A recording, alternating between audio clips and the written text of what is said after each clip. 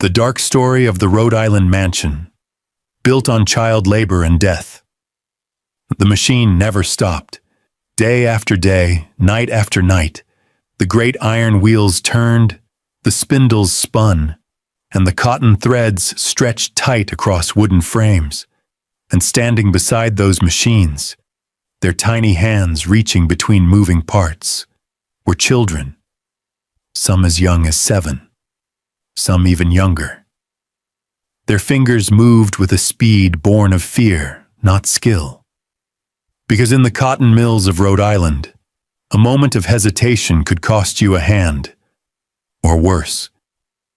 This is the story of a fortune built on the broken bodies of children, a story of mansions rising from the pain of the poorest families in America.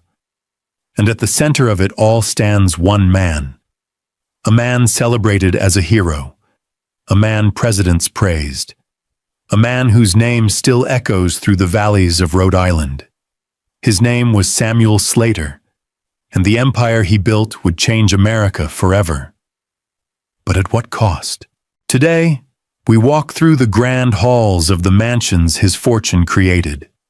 We trace the bloodlines of a dynasty that turned child labor into generational wealth. And we ask the question that history, too, often forgets to ask. Who paid the price for all this beauty? The boy from Belper.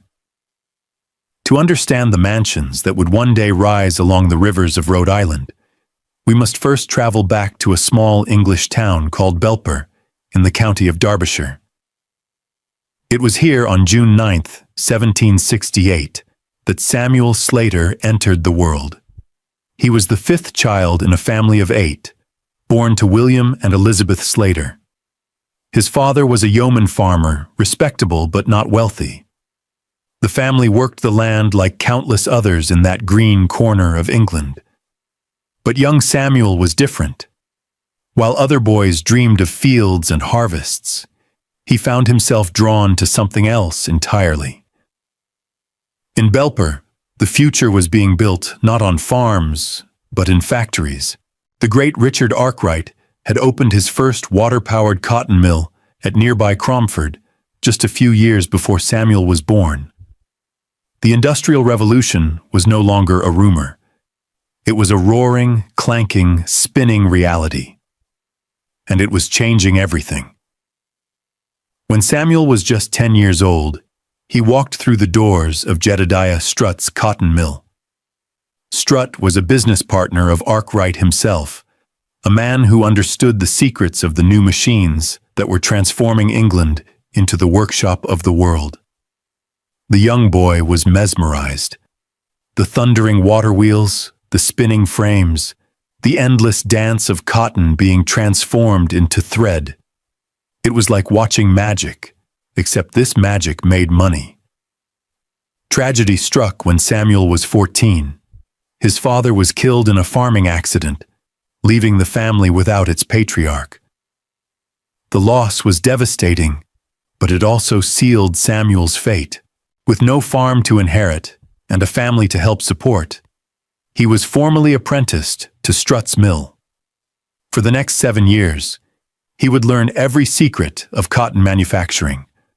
How to build the machines, how to run them, how to organize workers and production, how to turn raw cotton into gold.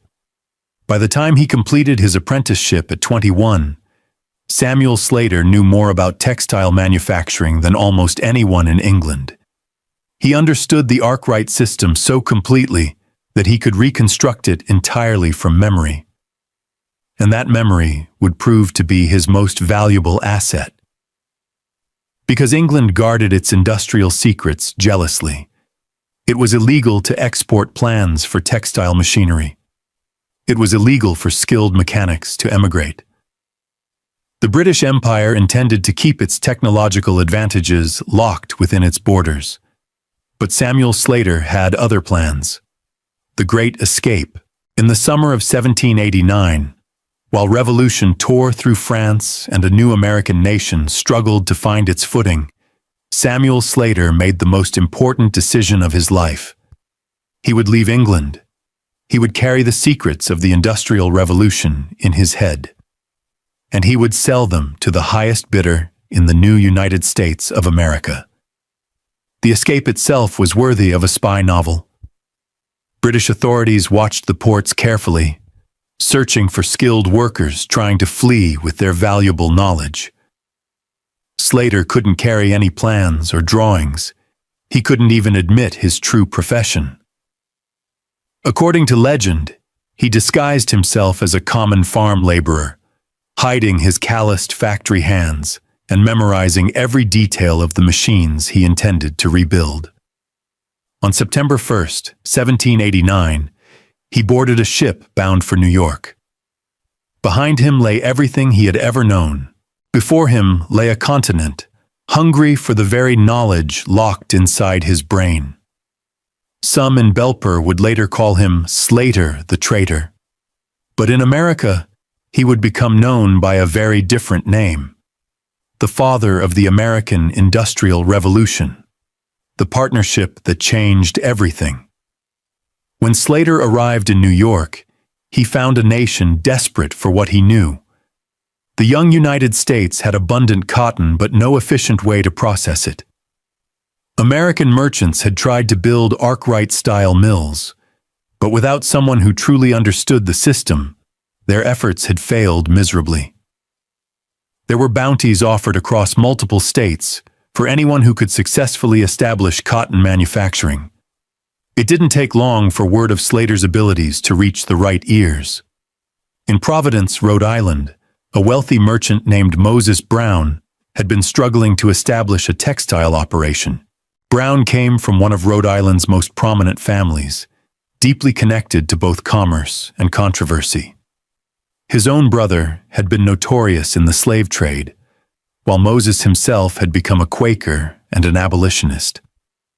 Now he sought to build a different kind of fortune through manufacturing. Brown's attempts at cotton spinning had been disasters. His machinery didn't work.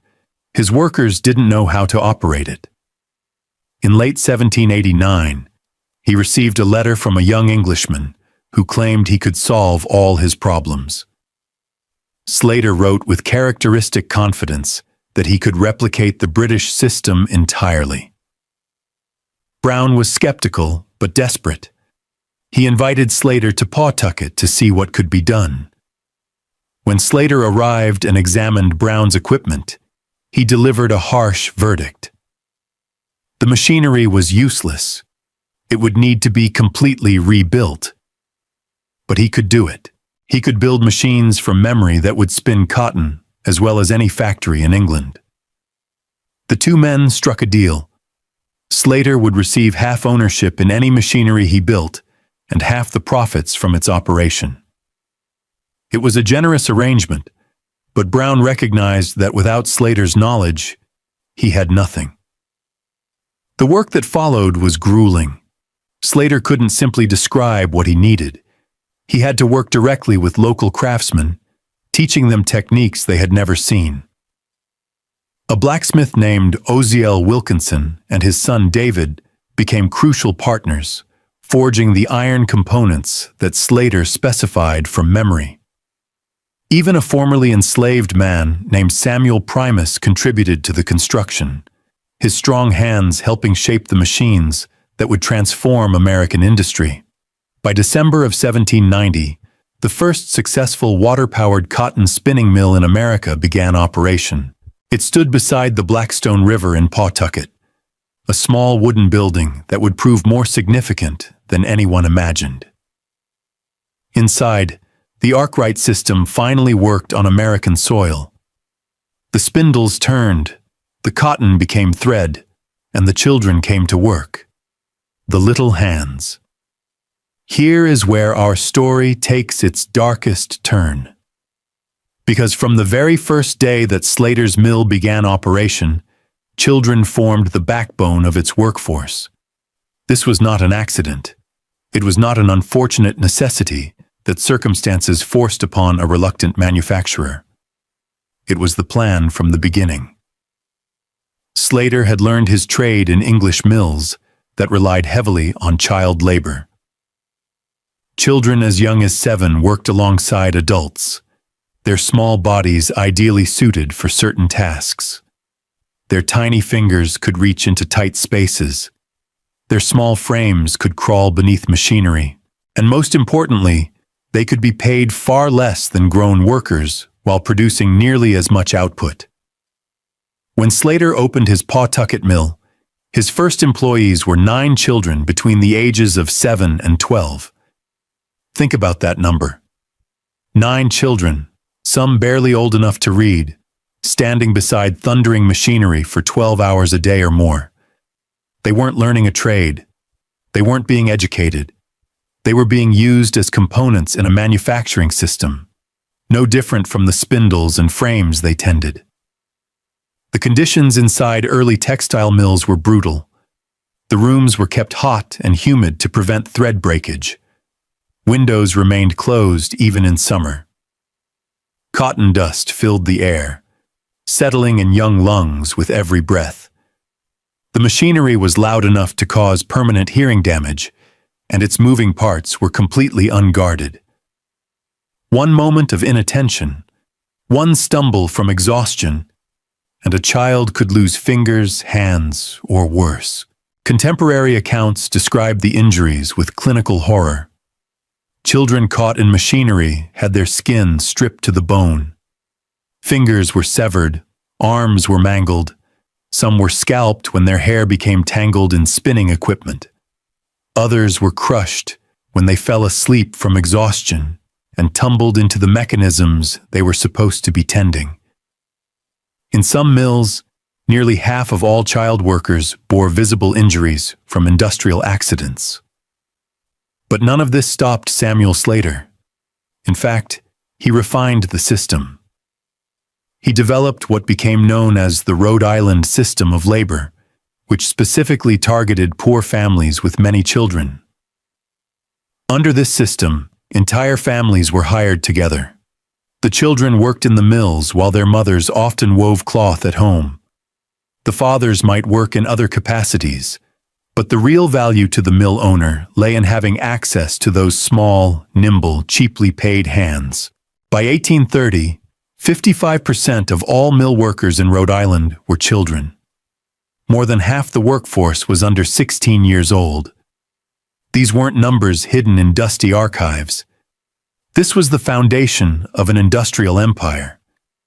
This was how the fortunes were made that would build mansions and establish dynasties. The rise of Slatersville. As his Pawtucket operation proved successful, Samuel Slater's ambitions grew. He split from his original partners and formed new ventures. His in-laws, the Wilkinson family, became business partners. His brother John arrived from England in 1803, bringing with him knowledge of even newer textile technologies. Together, the brothers made a bold decision. They would not simply expand existing operations. They would create an entirely new kind of community, a planned industrial village where every aspect of life revolved around the mill and its needs. They found their location in northern Rhode Island, along the Branch River. The village they built would bear their name, Slatersville. Slatersville was America's first planned mill village, and it became the template for industrial communities across New England. The Slaters built not just a factory, but an entire world. There were workers' houses, a company store, a church, and eventually a school. Every building served the needs of production. Every resident owed their livelihood to the mill. The mill itself was impressive by the standards of its day. 4 stories of brick and stone rising beside the river, powered by the rushing water channeled through carefully engineered raceways. Inside, the machinery hummed and clattered, tended by workers who lived in the shadow of the factory's walls. John Slater built his home in 1810, a modest Federal-style house that stood near the village green. It was handsome, but not ostentatious, similar in many ways to the houses built for workers. This was deliberate. John lived among his employees, ate meals within earshot of the mill, walked the same streets as the families who worked his looms. There was a certain paternalism to this arrangement, a sense that the mill owner was responsible for his workers, even as he profited from their labor. But the proximity was also about control. In a company town, there was no escaping the employer's oversight. The company store sold goods on credit, keeping workers perpetually indebted. The company housing could be revoked if a worker became troublesome. Even the church reinforced the social hierarchy, with the mill-owning family occupying the most prominent pews. And always, the children worked. In Slatersville, as in Pawtucket, boys and girls as young as 7 stood beside the spinning frames. They worked 70-hour weeks. They lost fingers to the machinery. They breathed cotton dust until their lungs failed. Some died from accidents. Others died slowly, worn out before they reached adulthood. Their names are largely forgotten now, lost to history like so many of the poor. But their labor built the foundation of everything that followed. The rhythm of mill life was relentless. Work began at dawn with the ringing of the factory bell. Children stumbled from their beds in company housing, barely awake as they walked the short distance to the mill. Inside, the air was already thick with cotton fibers, the temperature already climbing toward the uncomfortable heat that mill owners believed necessary for proper thread production. The youngest children were given tasks that seemed designed specifically for their small bodies. They crawled beneath moving machinery to collect loose cotton and clear debris from the mechanisms. This work was called scavenging, and it required children to move through spaces too tight for adults, while sharp metal parts spun and jerked above their heads. One wrong movement, one moment of distraction, and the machines would claim another victim. Other children worked as piecers, standing on platforms beside the spinning frames, their job to rejoin broken threads as quickly as possible. The work demanded constant attention and nimble fingers. The threads broke frequently, and each break meant lost production.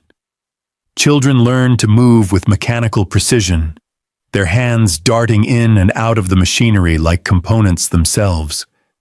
The noise was overwhelming. The clatter of looms, the hum of spindles, the rush of water through the power systems below. Workers communicated through gestures because shouting could not overcome the industrial din. After years of such exposure, many developed permanent hearing damage. Elderly former mill workers would later describe ringing in their ears that never stopped, a constant reminder of their years beside the machines. But perhaps the most insidious danger was invisible. The cotton dust that filled the air seemed innocuous enough at first. Workers coughed and cleared their throats, but coughing was normal in the mills. Only later would they understand that each breath deposited fibers deep in their lungs, fibers that would accumulate over years and decades until breathing itself became a struggle. They called it mill fever or cotton cough or simply the dust disease. We would call it bisonosis, an occupational lung condition that killed slowly and surely. The mansion on the hill. As the decades passed and the Slater fortune grew, the family's homes began to reflect their expanding wealth and status. John Slater's modest dwelling in Slatersville gave way to grander accommodations. After John died in 1843, his descendants moved the original house and converted it to worker housing while they relocated to a large mansion on the outskirts of the village. This pattern repeated across the Slater family. Samuel himself had moved beyond Pawtucket, establishing mills throughout New England. When he died in 1835, he owned 13 textile mills and was worth over $1 million, a staggering sum equivalent to more than $1 billion in modern value. Presidents James Monroe and Andrew Jackson had both visited him to pay their respects. Jackson famously called him the father of American manufactures. Samuel's descendants scattered across New England and beyond, but many remained in Rhode Island, their fortunes anchored to the textile industry their patriarch had established. And as their wealth accumulated, they built. Oh, how they built. It is important to understand the darker thread that ran through this entire industry. The cotton that fed Slater's mills came from southern plantations, and those plantations ran on enslaved labor. Every pound of cotton that passed through Rhode Island machinery had been picked by hands that were not free to refuse the work. The wealth of New England textile manufacturing was inextricably linked to the wealth of Southern slavery. This connection was not hidden from contemporaries. Moses Brown, Slater's original partner, had become a Quaker and an abolitionist. He had freed his own enslaved workers and spoken out against the slave trade. Yet he had no qualms about using cotton that slavery produced. This moral compartmentalization was common among Northern industrialists. They opposed the institution of slavery in the abstract, while profiting from its products in practice. When the Civil War came, the New England textile industry faced a crisis. The cotton supply from the South was disrupted, and mills that had grown dependent on slave-produced raw materials suddenly found themselves without inputs. Some mills closed temporarily. Others scrambled to find alternative sources. But the war's end restored the supply chain, and the mills hummed once again with cotton that now came from southern farms worked by sharecroppers barely better off than the enslaved workers who had preceded them. The Slater family navigated these currents with the pragmatism of successful businessmen.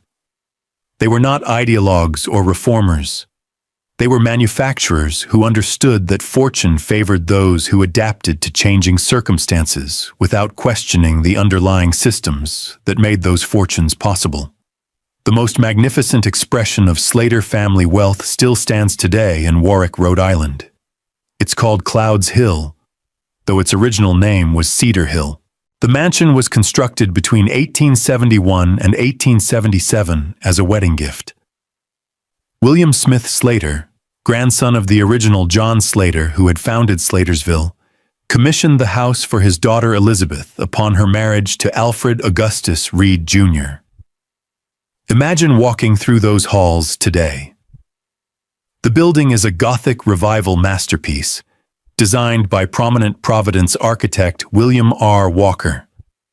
27 rooms spread across multiple floors, each filled with the finest Victorian craftsmanship. The fireplaces were carved by Charles Dowler, an artisan who had come to America to produce arms for the Civil War. The furniture was imported from Europe. There is even an Egyptian-themed room, reflecting the Victorian fascination with exotic cultures. Outside, the grounds stretch across acres of manicured landscape. Inside, every detail speaks of wealth accumulated over generations. The original family saved receipts, showing that nearly 50 businesses and hundreds of workers contributed to the construction. Carpenters, masons, gilders, upholsterers, all labored to create this temple to textile fortune. Stand in those rooms and consider the arithmetic. By the time Clouds Hill was built, the Slater mills had been operating for more than 80 years. Generations of child workers had passed through those factories. How many small hands had been injured to pay for each carved mantelpiece? How many young lungs had filled with cotton dust to purchase each imported chandelier? The mansion doesn't answer these questions. Mansions never do. The family that remained. What makes Clouds Hill particularly remarkable is that it never left the family that built it. For 4 generations, it has passed from eldest daughter to eldest daughter, each new owner preserving the home their ancestor created. Today, Ann Holst serves as museum president and still lives in the house where she grew up. Ann's ancestry reads like a who's who of Rhode Island history. She counts Roger Williams among her forebears and Zachariah Allen, and yes, Samuel Slater himself. The blood of the man who brought child labor to American shores flows through her veins, just as his fortune flows through the walls of her home. This is not meant as an accusation. Anne Holst did not choose her ancestors any more than any of us choose ours. She has devoted herself to preserving Clouds Hill as a museum, opening its doors so that others might learn about Victorian life and Rhode Island history. The house has even appeared in the HBO series The Gilded Age, its authenticity recognized by filmmakers seeking genuine period settings. But standing in those rooms, one cannot help but think about the connections that bind past to present. The textiles that paid for the carved woodwork came from mills where children worked. The fortune that enabled multiple generations to live in such comfort was built upon the labor of the poorest families in New England. This is not ancient history. It is living memory, preserved in brick and wood, and the bloodlines of descendants who still walk these halls. The cost of progress. We tell ourselves stories about progress. We say that industrialization lifted all boats, that the short-term suffering was worth the long-term gain, that today's abundance somehow justifies yesterday's cruelty. But when you look closely at the textile industry that Samuel Slater founded, these stories become harder to sustain. Consider the documentary evidence that has survived. Photographs from the early 1900s show child workers in Rhode Island mills, their faces blank with exhaustion. Lewis Hine, working for the National Child Labor Committee, captured image after image of boys and girls standing beside machinery far larger than themselves. In one caption, he notes that the air is so thick with cotton lint that it doesn't even show in the photograph. Workers in those conditions developed respiratory diseases that would plague them for life. One documentary filmmaker spent more than a decade interviewing residents of Slatersville and researching the village's history. He found evidence of child immigrants as young as 6 working 70-hour weeks. He documented the accidents that claimed fingers and limbs. He traced the pattern of families arriving with hope and leaving broken. The first labor strike in American history took place at Slater's Mill in 1824, led by young women workers who could no longer endure the conditions. This fact was hidden from history for generations because it complicated the narrative of peaceful industrial progress. It showed that workers resisted, that they understood their exploitation, that they fought back even when fighting back seemed hopeless. The strike was not an isolated incident. Throughout the Blackstone Valley, workers periodically rebelled against conditions that seemed designed to break them. They walked off jobs, demanded better wages, organized mutual aid societies. The mill owners responded with the tools at their disposal. They evicted strikers from company housing. They blacklisted troublemakers so they could not find work at other mills.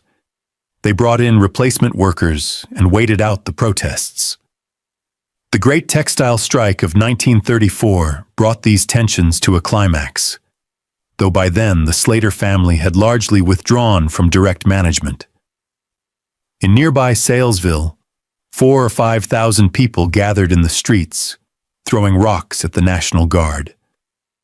Some of those protesters were children themselves, 10 and 12 years old, continuing a tradition of child involvement in labor that now took a different form. Their parents and grandparents had worked in mills as children. Now their descendants fought in the streets for better conditions. The violence at Salesville shocked the nation. Images of workers confronting armed soldiers seemed to belong to another country, not to Rhode Island, not to the birthplace of American industry. But those who knew the mills understood that the violence had been building for generations. Every crushed finger, every damaged lung, every stolen childhood had accumulated into a fury that could no longer be contained.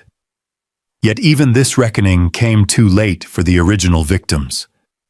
The children who had worked Samuel Slater's first mill were more than a century dead by 1934.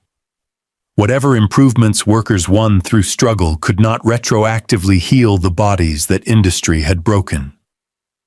By the time labor laws finally began to protect children in the 20th century, the Slater fortune had long since been established. The mills had operated for more than a century with minimal regulation. The families who owned them had accumulated wealth that would sustain their descendants for generations to come.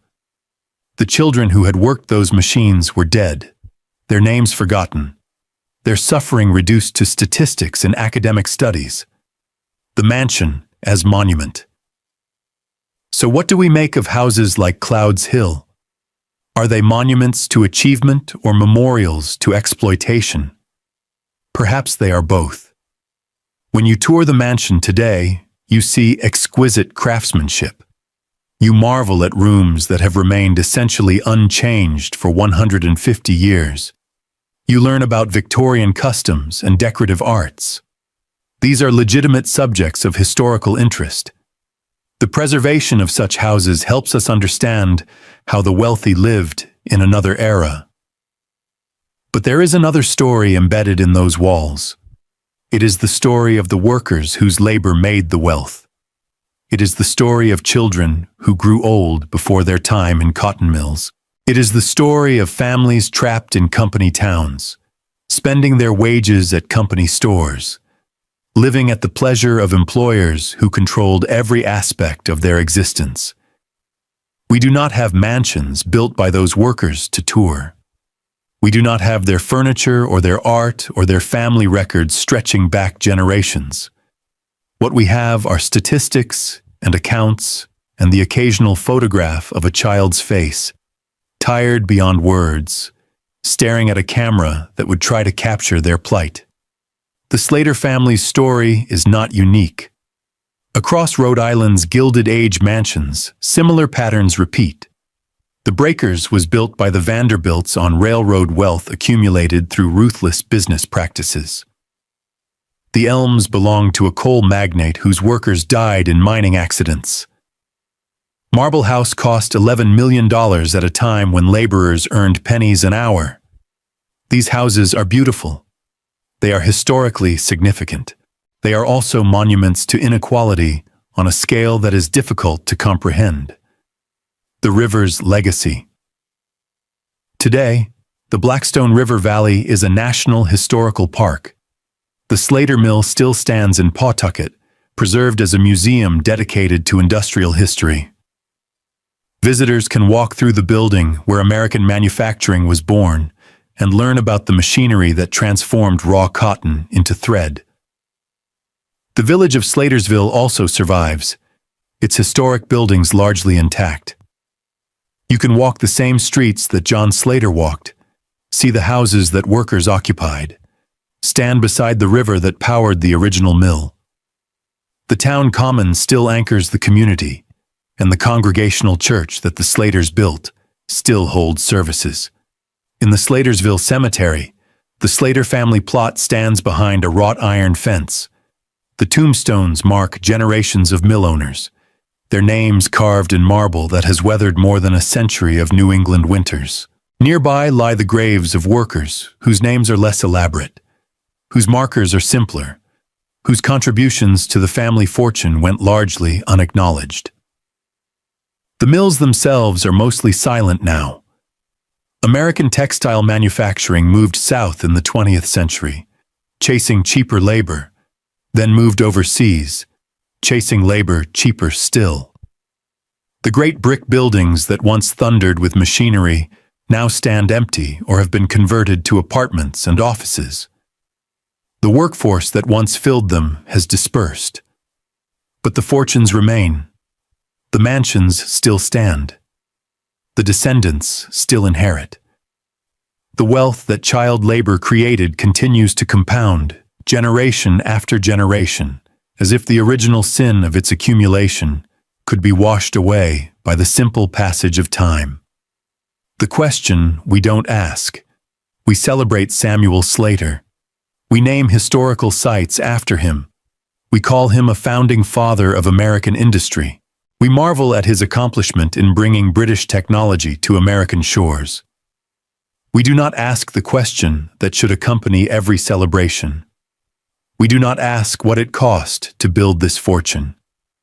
We do not count the fingers lost or the lungs destroyed. We do not calculate the childhood stolen or the lives shortened. We do not trace the line from those first 9 child workers in 1790 to the mansions that their labor eventually funded. Perhaps we don't ask because the answer is uncomfortable. Perhaps we don't ask because it would force us to reconsider the foundations of American prosperity itself. The Industrial Revolution that Slater brought to these shores transformed the nation. It made possible the wealth and power that America would eventually achieve. But it also established patterns of exploitation that would repeat for generations. After Slater's Rhode Island system came the Lowell Mills of Massachusetts, where young women worked in conditions that destroyed their health. After Lowell came the sweatshops of the Gilded Age, where immigrants labored in fire traps that sometimes burned them alive. After the sweatshops came the overseas factories that produce our goods today, where workers in developing countries endure conditions that would be illegal in the United States. The thread runs continuous. From those first child workers in Pawtucket to the garment workers in Bangladesh, the story remains remarkably consistent. We want our goods cheap. We prefer not to know how they're made. We build mansions with the profits and call them achievements rather than indictments. What the walls remember. Stand in the great hall of a Gilded Age mansion, any of them, and you are standing in a kind of temple. The architecture is designed to inspire awe. The craftsmanship is intended to demonstrate mastery over materials and labor alike. Everything about these spaces says power and permanence and success. But walls have memories that blueprints cannot capture. Every beam was lifted by human hands. Every stone was carved by human labor. The money that paid for it all came from somewhere, and that somewhere was the work of ordinary people whose names we will never know. At Clouds Hill, the family preserved records showing which businesses contributed to the construction. This level of documentation is rare and valuable. But even those records do not reach all the way back. They do not list the mill workers whose labor generated the fortune that paid the craftsmen who built the house. They do not name the children who lost fingers in machinery so that future generations could enjoy Gothic Revival architecture. The documentary filmmaker who spent a decade telling Slatersville's story interviewed more than 140 residents. More than 30 of them died before his project was complete. They took their memories with them, stories that will never be recorded, knowledge that will never be recovered. This is how history works. The powerful leave monuments, the powerless leave gaps, the descendants at the crossroads. What obligation do descendants have to the past? It is a question without easy answers. Ann Holst did not exploit child workers. She simply inherited a home that child labor eventually funded. William Smith Slater, who built Clouds Hill, was 3 generations removed from Samuel Slater's original mill. By the time he commissioned that mansion, the fortune had been laundered through decades of respectable accumulation. But the connection remains. It cannot be severed simply by the passage of time. When Ann Holst walks through Clouds Hill, she walks through a building that exists because Samuel Slater believed child labor was acceptable. When she shows visitors the carved fireplaces, she is showing them workmanship paid for by an industry that worked children until they dropped. This is not to say that the current owner bears guilt for ancestral actions. But awareness matters. Acknowledgement matters. When we tour these mansions, we should do so with open eyes. We should see not just the beauty, but the cost. We should understand not just the achievement, but the exploitation that enabled it. Some historic sites are beginning to grapple with these questions. At plantation houses across the American South, there is growing recognition that telling only the story of the slaveholding families is incomplete. Tours now include information about the enslaved people whose labor made those estates possible. Monuments to the Confederacy have been removed or contextualized. Industrial mansions face a similar reckoning. The fortunes they represent were not created by great men alone. They were created by systems of labor that extracted maximum output from workers with minimum compensation. The workers included adults who had no better options and children who had no choice at all. A different monument. Imagine for a moment a different kind of historic site. Not a mansion preserved to showcase Victorian elegance, but a worker's dwelling preserved to show Victorian poverty. Not carved fireplaces, but rough wooden floors. Not imported furniture, but homemade necessities. Not rooms for entertaining, but rooms for exhausted sleep before another 12-hour shift. Such places existed. They no longer do. The workers' houses of Slatersville survive, but they have been modified over the decades, improved beyond recognition of their original state. The company towns were designed for function, not posterity. When they became obsolete, they were adapted or demolished. This is how power shapes memory. The wealthy build to last. They hire architects and craftsmen whose work will endure. They establish institutions to preserve their legacy. The poor build to survive. Their structures are temporary by necessity. When they pass, they leave little behind. But absence is not silence. The missing monuments speak in their own way. Every ornate mansion implies 100 humble dwellings that did not survive. Every family fortune implies countless families who never accumulated any wealth at all. The Slater story is preserved in archives and museums. The stories of their workers must be reconstructed from fragments and inference. The children who cannot speak. We will never know all their names. The first 9 workers in Slater's Pawtucket Mill included a girl named Anne Arnold, probably about 10 years old, and 8 others whose identities blur in the historical record. They were replaced by others as they grew too large for the work or too broken to continue. Those were replaced by others still. By 1830, when more than half of Rhode Island's mill workers were children, the numbers had grown beyond individual counting. They became a category, a labor force, a resource to be managed. Their injuries were calculated as costs of production. Their deaths, when they occurred, were regrettable inefficiencies. What did those children think as they worked? Did they dream of escape, of education, of lives beyond the mill? Did they accept their fate as natural, the way things had always been? Did they understand that their labor was creating wealth that would sustain other families for generations while their own families struggled to survive? We cannot interview the dead.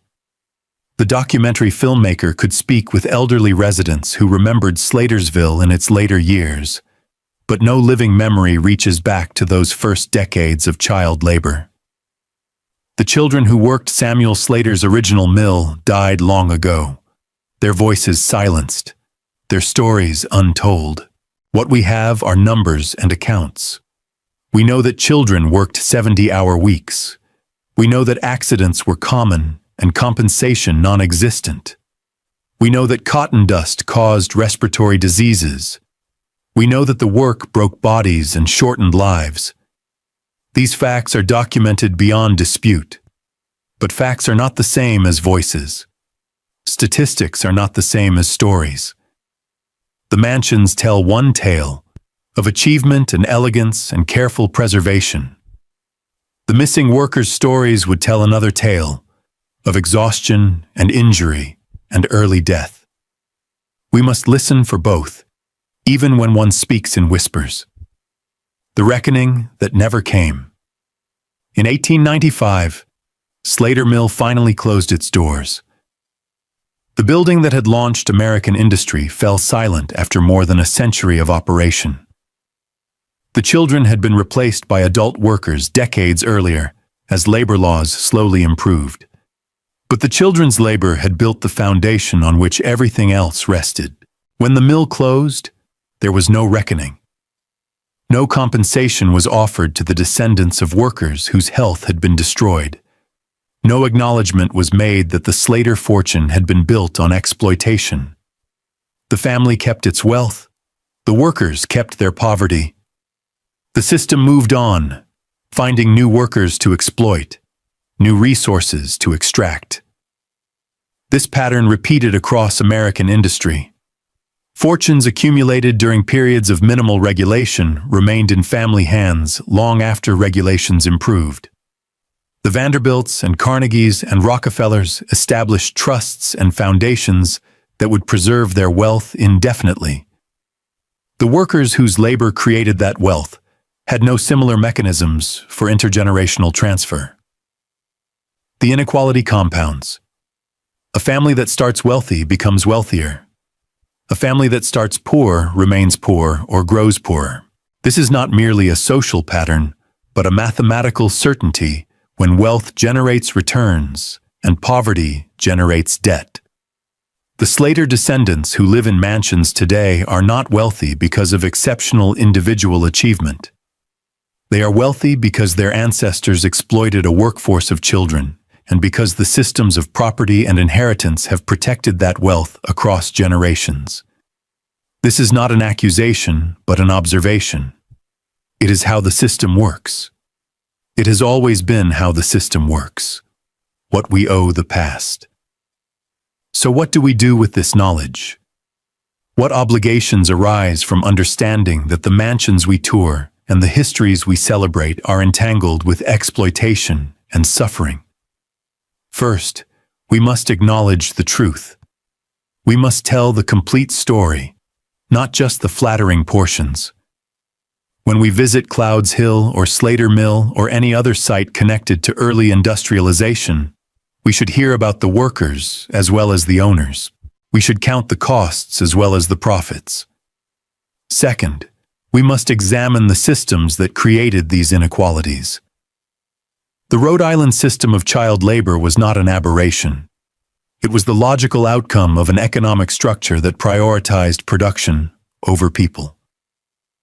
Similar structures persist today, though their victims now work in distant countries rather than neighboring towns. Third, we must consider whether inheritance should be unlimited. The fortunes that child labor created continue to compound, generation after generation, long after the original exploitation occurred. At what point does accumulated wealth become a social problem rather than a family achievement? These are political questions without easy answers. But they are questions that the mansions demand we ask. Every ornate ceiling paid for by textile profits is an invitation to inquiry. Every preserved Victorian bedroom is a reminder of the workers who could never afford such comfort. The thread that binds. We began this story with children standing beside machines. Let us end it there as well. Picture a 7-year-old girl in 1790 reaching between spinning frames to clear cotton debris. Her fingers are small and quick. Her lungs are filling with dust she cannot see. She does not know that she is making history. She knows only that she is tired and that the work never ends. Picture that same mill 100 years later, still operating, though now with adult workers and some safety improvements. The original child workers are long dead. Their descendants have scattered. But the machines still turn, still producing thread that becomes cloth, that becomes profit, that becomes inheritance. Picture the mansion that rises in Warwick, its construction funded by generations of textile wealth. Inside, workers carve fireplaces and hang wallpaper and install the finest fixtures money can buy. They do not think about the mill workers whose labor ultimately pays their wages. They think about their craft and their compensation and their own families waiting at home. Picture the family that moves into that mansion, living in comfort that few Americans will ever know. They have servants and carriages and connections to the most powerful people in the state. They attend church on Sunday and feel grateful for their blessings. They do not think of their wealth as stolen from anyone. They think of it as earned through generations of hard work and wise investment. Picture the descendants who inherit that mansion, generation after generation, each receiving wealth they did not create, each preserving a home they did not build, each telling a story that begins with their ancestors' achievements and rarely mentions their ancestors' workers. Picture yourself standing in that mansion today, looking at craftsmanship that has endured more than a century. What do you see? What do you feel? What questions do you ask? The mansion will not answer. Mansions never do, but the silence is instructive. The machines have stopped. The children are gone. The fortunes remain. The mansions stand.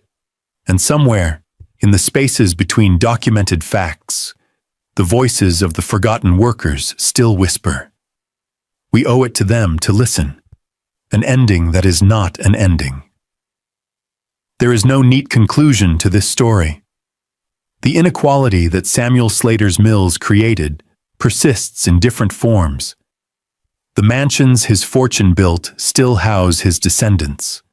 The workers' children's children's children have no such monuments to visit. We tell ourselves that progress has been made. Child labor is illegal now in the United States. Worker safety regulations exist. Unions won rights that early laborers could only dream of. All of this is true. All of this represents genuine improvement over the conditions in early mills, but the fundamental patterns persist. Wealth concentrates in fewer hands. Workers produce value that flows disproportionately to owners. Inheritance compounds advantage across generations. The children who worked Slater's mills would recognize the structure, even if they would not recognize the specifics. The mansions of Rhode Island stand as testament to what the Industrial Revolution created. They are beautiful. They are historically significant. They represent craftsmanship and taste and the capacity of human beings to create enduring works of art. They are also monuments to a system that used children as machine parts. They are temples to wealth that was accumulated through exploitation. They are evidence that we tell ourselves comfortable stories rather than confronting uncomfortable truths. Walk through Clouds Hill if you have the chance. Admire the carved fireplaces and the Egyptian room. Listen to the guides explain Victorian customs and architectural styles. But remember, as you walk those halls, that the thread runs all the way back. Back through generations of Slater descendants. Back through decades of textile production. Back to a mill beside a river. Back to 9 children between the ages of 7 and 12.